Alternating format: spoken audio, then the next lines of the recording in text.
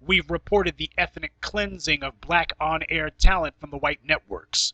We've made people hip to this, and the few black mouthpieces left have been working double time pretending to talk tough about white supremacy when you can tell that they're playing it safe.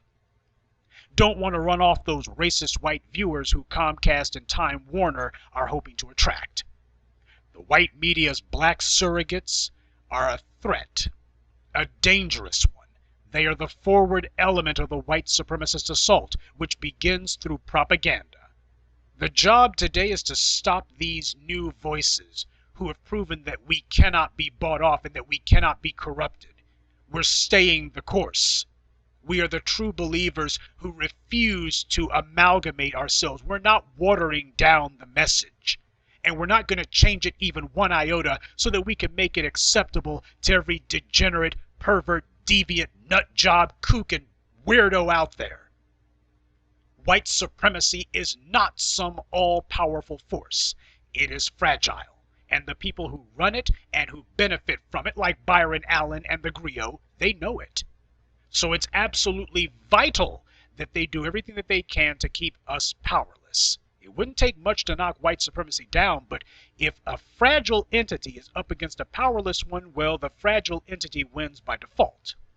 There's a reason why no less than J. Edgar Hoover himself said that his very top priority as the chief domestic spy for white supremacy was to ensure that no black messiah ever arose among the African American community, someone who could become a voice that could rally the people in the right way.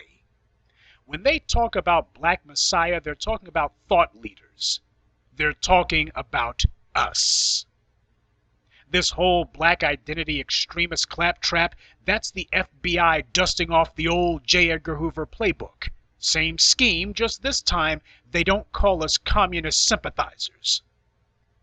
In the 60s and 70s, they eliminated the dangerous black voices by killing them, taking them out. Well, thanks to technology, we're too widespread and too decentralized for that to work, so the plan now is to drown us out. So the constant parade of phony black leaders that white media outlets like CNN and MSNBC parade in front of the cameras, that's meant to keep up a steady drumbeat. These clowns don't go anywhere or do anything, and they're not meant to. When you see people like D. Ray McKeeson being a media darling, he shows up on CNN 1 minute and then on Stephen Colbert the next, and then he's bounced around on C-SPAN. That ought to tell you something. That's not an accident. It's not because somebody looked and said, oh, this guy is relevant. It's a matter of the white media doing the same old game. We're going to dictate to black people who their spokespeople are. This is the white media equivalent of flooding the zone, if I may use a sports analogy.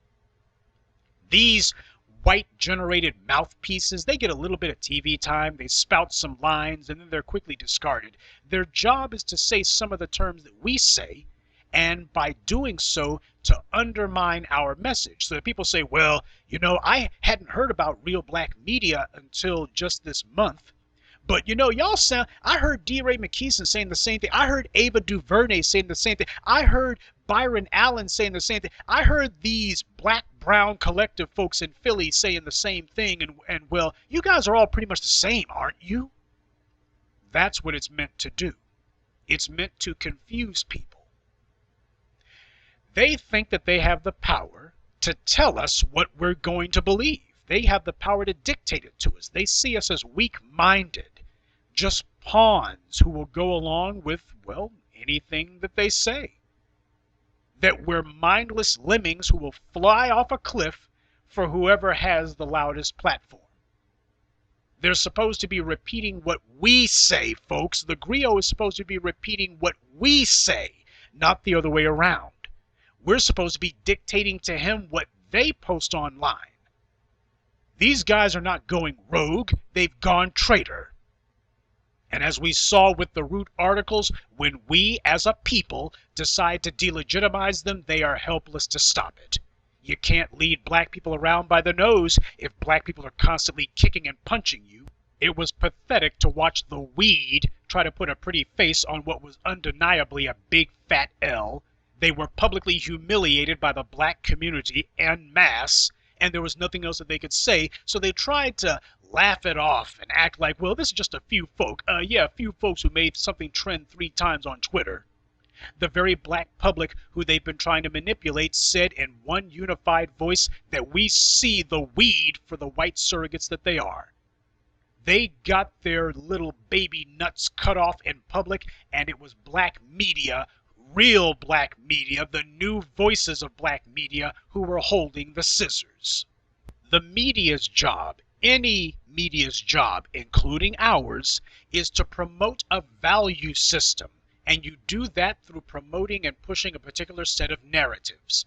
And because the white media controls a larger platform, they can reach more people and hence influence more people, and as a result, get more people to act how they see fit. But now the public, the black public in specific, is beginning to fight back. You're not rallying around TheGrio and the rest of these propaganda mills. You're coming to places like this. We are the ones who are the influencers. They're hearing all sorts of language that they previously didn't hear. And the thing is, no matter how they try and no matter how much propaganda they pump out, it doesn't seem to be changing what black people say. There seems to be a critical mass of black people who ain't going for the okie doke. A particular group of black people who have decided that they're going to be listening to someone else. And they listen to the words that you use, but they also listen to the fact that you guys are persistent. Clearly, you guys are getting the buttressing and support of a group of media people who are saying something and they are constantly giving you brainwashing. That's what you get here at the B1 Brigade. We brainwash. We cleanse your mind of the white media's garbage. We practice mind control here. We teach you how to control your mind.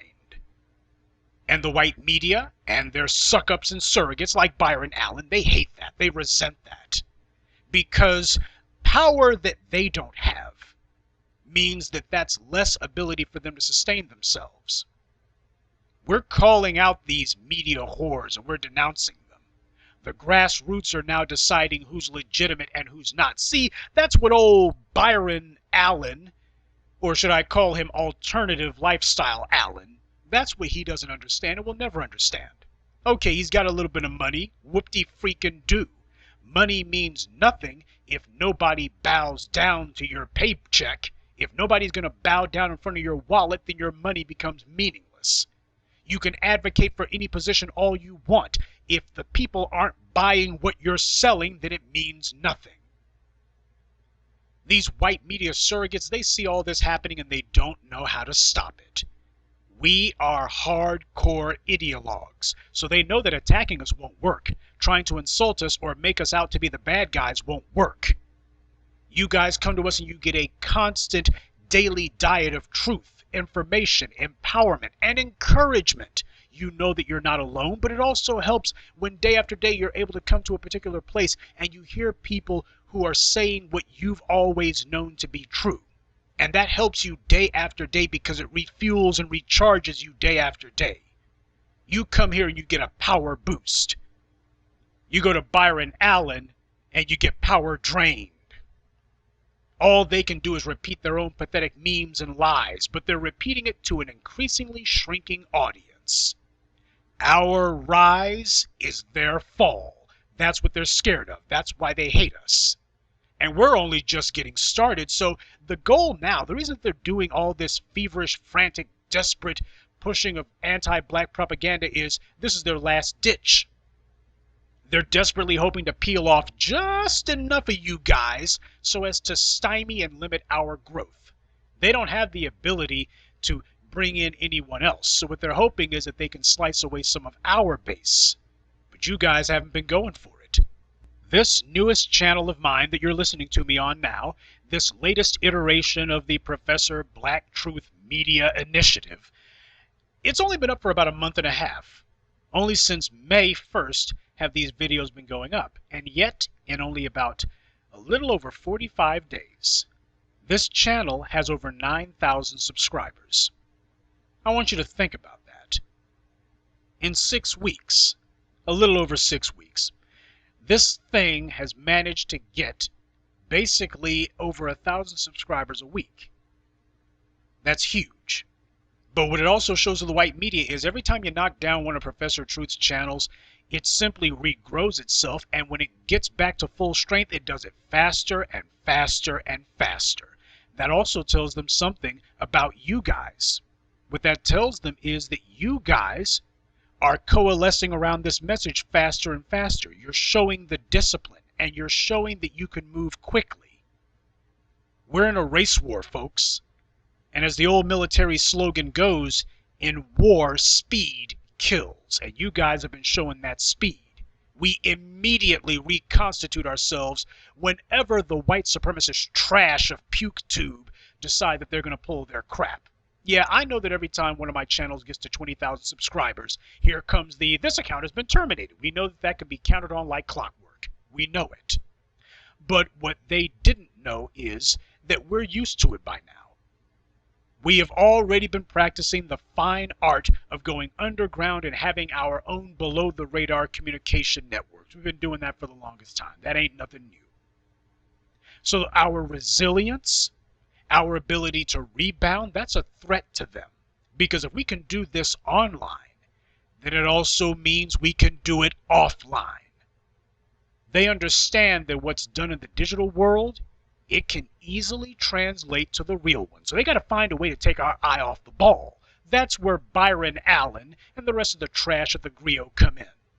They can't scare you, they can't threaten you, so they have to try to deceive you into working against your own interests. While these morons are ridiculous, the purpose that they serve for white supremacy is not. Their job, Byron Allen's mission at this point, is to present the black community to the entire world as being a dysfunctional human herd, a directionless mass of people with no core values, no central beliefs, nothing that we stand on. We're just a gigantic dark-skinned circus where anything goes. Their purpose is to fool us into splitting our focus, to divide our efforts between ourselves and these mental degenerates who are not even on our side. Instead of fighting white supremacy, we're going to be fighting for people to be able to use whatever bathroom that they want. Men can go use women's bathrooms. Women can go use men's bathrooms. These maggots are dangerous. They look bizarre and comical, but you know what? If you look at the Ebola virus under a microscope, it looks pretty funny looking too. That is, until it finds a way into the body. When you allow these people into the black body politic, they are far, far worse than Ebola. We've allowed these chumps into the black body politic, and enough is enough. This insane asylum masquerading as a social movement is not on our side. Black people have enough problems of our own. We don't need to import anymore, which is what TheGrio is trying to get us to do.